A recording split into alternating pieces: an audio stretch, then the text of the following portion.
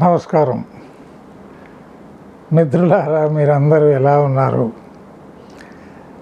మీరు మంచి స్థితిగతుల్లో ఉన్నారని ఆశిస్తూ, ఒక శ్రేయోభిలాషిగా ఇంతకంటే నేను చేయదగ్గది ఏదీ లేదు.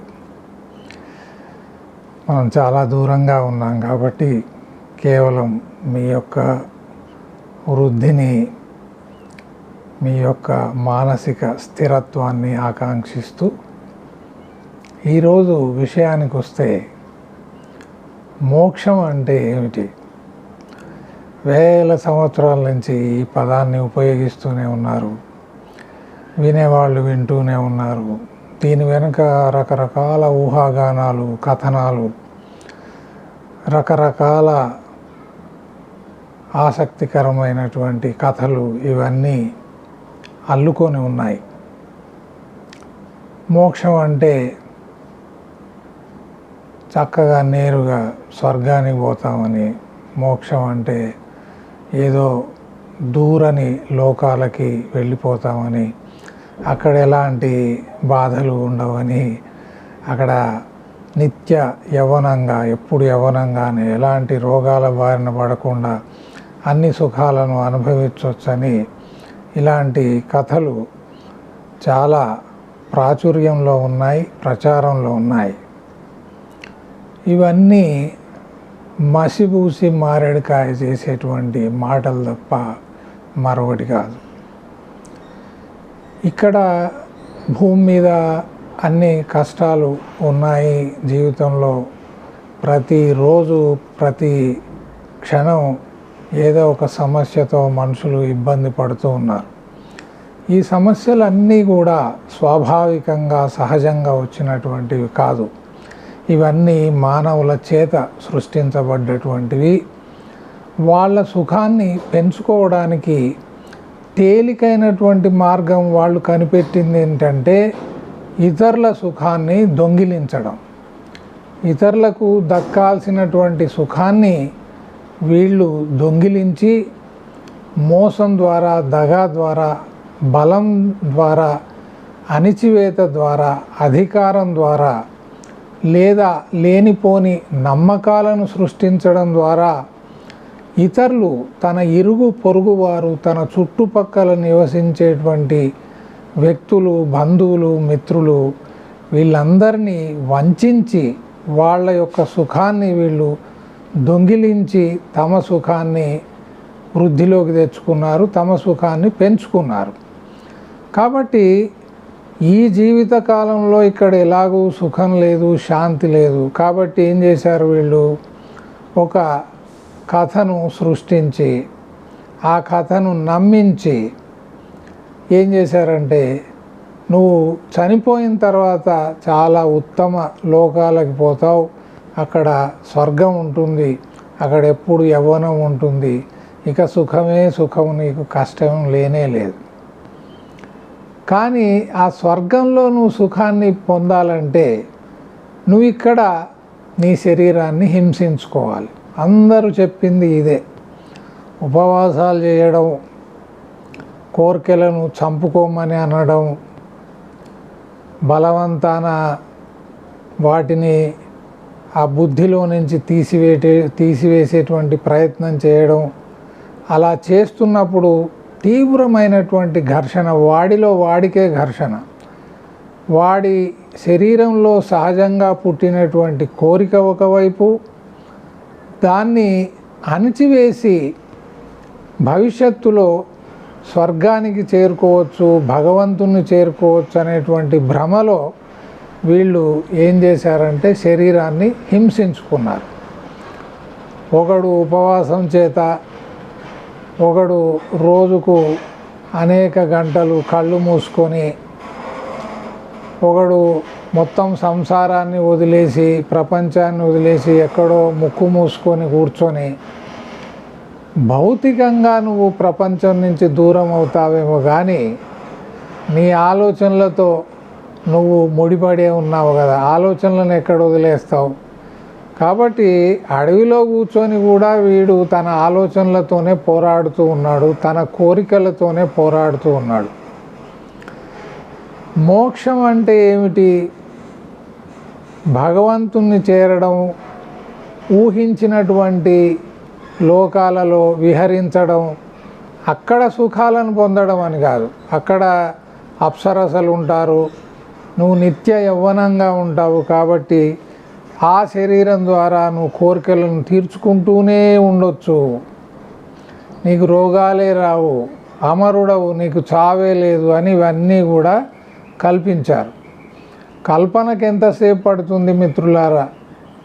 ఉదాహరణకి ఎగిరే గుర్రం ఏముంది? నీకు రెక్కలు తెలుసు, పక్షికి రెక్కలు ఉంటాయని తెలుసు, గుర్రం తెలుసు. వీడు ఏం చేశాడు? తనకు ఉన్నటువంటి మేధాశక్తి, ఊహాశక్తి ద్వారా ఆ పక్షికి ఉన్నటువంటి రెక్కలను తీసుకొచ్చి గుర్రానికి అతికిచ్చాడు. అతికిచ్చి ఎగిరే గుర్రం ఉందని చెప్పేసి ప్రచారం చేశాడు. మనుషులు విని విని నిజమేనేమో, నువ్వు చూసావా అంటే నేను చూశాను అన్నాడు. అయిపోయింది, అక్కడే చచ్చింది గొర్రె. ఓ ఆయన చూశాడట కదా, ఆయనకు అనుభవం అయిందట కదా. ఇతరుల అనుభవం నీకు దేనికి పనికిరాదు. నీ జీవితకాలంలో నువ్వు ఏమి పొందాలని అనుకుంటున్నావో అవి నీ స్వీయ అనుభవం, అంటే నీ స్వంత అనుభవం ద్వారానే సాధ్యమవుతుంది. మోక్షం అంటే ఏమిటి? విడుదల. దేని నుంచి విడుదల?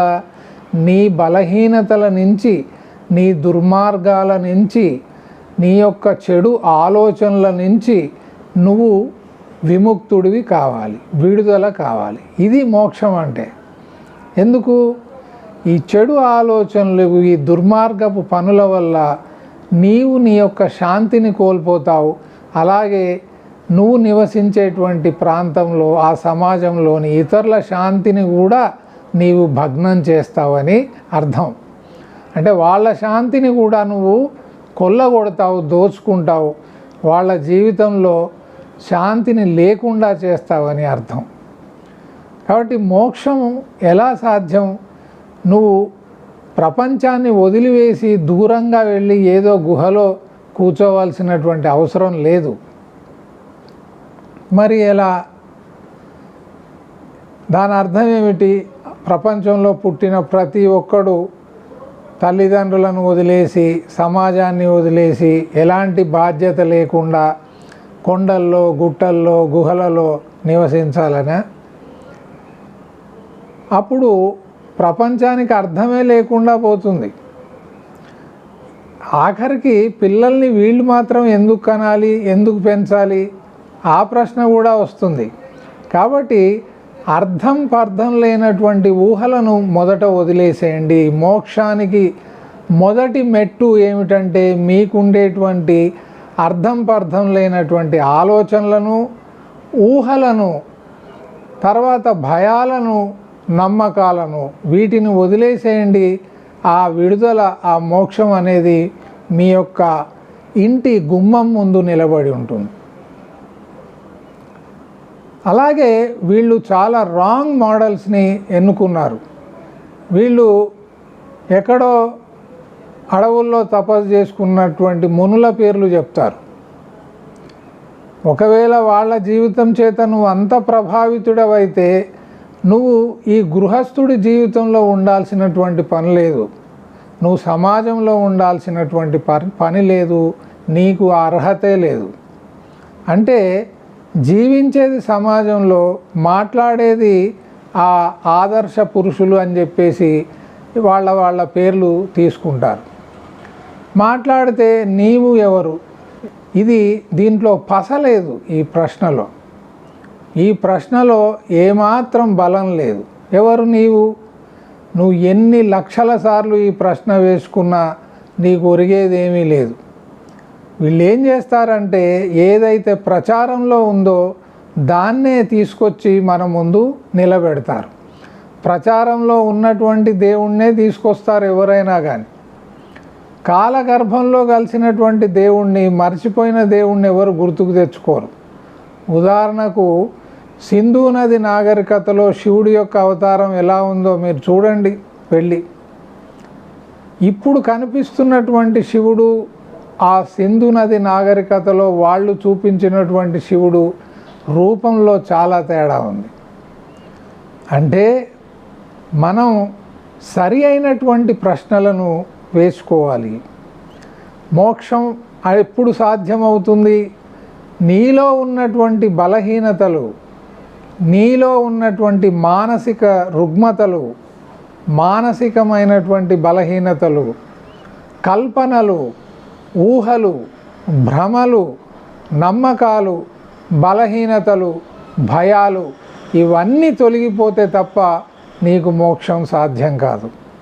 కాబట్టి మోక్షం విడుదల కావాలంటే మనిషి పవిత్రుడు కావాలి. మొట్టమొదట పవిత్రమైనటువంటి జీవితాన్ని గడపాలి. అంటే తనకు తానుగా హాని చేసుకోకూడదు, ఎలాంటి చెడు వ్యసనాలకి, చెడు అలవాట్లకి బానిస కాకూడదు, లేనిపోని కోర్కెలతో సతమతమవుతూ వాటిని సాధించుకోవడానికి అక్రమ మార్గాలు, తప్పుడు మార్గాలను అన్వేషించి ఆ తప్పుడు మార్గాల్లో వెళ్ళకూడదు.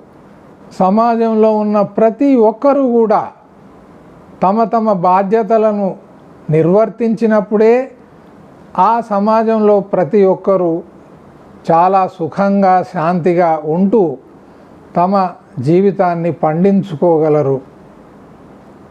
బాధ్యత తీసుకొని వాటిని ఒక ప్రమాణాలతో, నిజాయితీతో, నిబద్ధతతో, ధర్మంగా, న్యాయంగా, చట్టపరంగా దాన్ని నిర్వర్తిస్తూ ఉన్నటువంటి ప్రతి వ్యక్తి కూడా ఒక యోగియే.